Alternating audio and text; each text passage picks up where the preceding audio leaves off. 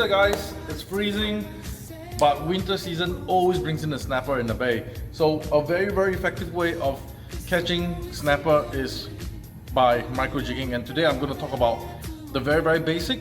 How do you pick a jig? All right. Micro jigging or jigging is pretty much a piece of lead shaped like a fish or a squid, twitching it or retrieving it pretty quick to mimic a fleeing baitfish or fleeing squid. What is micro jigging? What is jigging? What is slow fall jigging? And what is jigging in general?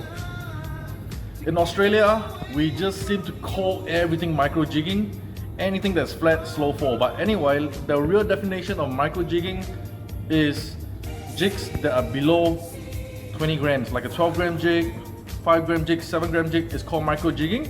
Anywhere from 20 to maybe I'll say 60 is like jigging. Anywhere from 60 to 6,000 kg, I don't know, it's probably called jigging, alright? But for the purpose of everybody that don't understand what's micro jigging, jigging or whatever, or the newbies, we'll just call it micro jigging just for the sake of all Australian anglers, okay? Because that's the term we use. When you come to a shop like ours, right, we got so many jigs in our shop and our selection is massive. I think we probably got one of the biggest jig selection in Brisbane. You got 5 gram jigs all the way to 60 gram jigs to 100 gram jigs to 400 gram jigs to a kilo. So what is the right jig to use? First, go to your sounder, look at the depth, alright? The rule of thumb, it doesn't apply all the time, but 1 gram for 1 meter of water on a slack tide. Okay, so if you're 20 meters of water, you get a 20 gram jig. If you're on 40 meters of water, you start with a 40 gram jig if it's slack. Obviously, if the current is flowing, you'll pick a heavier jig. So remember, the first rule of thumb is 1 gram for 1 meter of water. So in Moreton Bay, it's about 20 meters of water, right? So I will start using 20 grams. As the current picks up, I'll go 30 or 40. Some places in Moreton Bay, like Curtin and stuff, where the current's a bit heavier, I would start with 20, and if the current picks up, I'll go 40 and 60. Like I said, it's a rule of thumb. It doesn't apply everywhere. Example, in the Spit and the Gold Coast, it's only about 15 meters of water, but the current is always flowing really fast.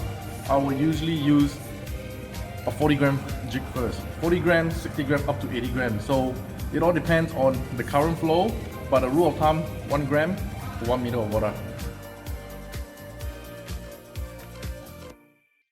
Okay, a lot of guys that want to do your land-based shore jigging, a very basic rule of land-based shore jigging, you start with 5 grams, 7, 12 grams, up to 20 grams. Obviously, if you know that where you're fishing has got a really sharp cliff, you know, you can even start with 60 grams. But generally, fishing around Brisbane, Manly Rock Wall, we'll start with 5, 7, 12, up to 20 grams, okay?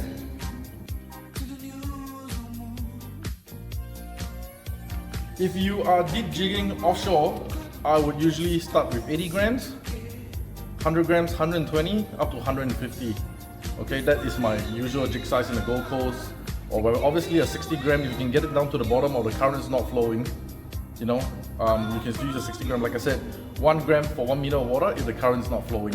Unless you're like an hour out, like, you know, out to the shelf or something like that, where it's 200, 300 meters of water, we go 250, 300, 400, even 250, 400, 600 gram jigs.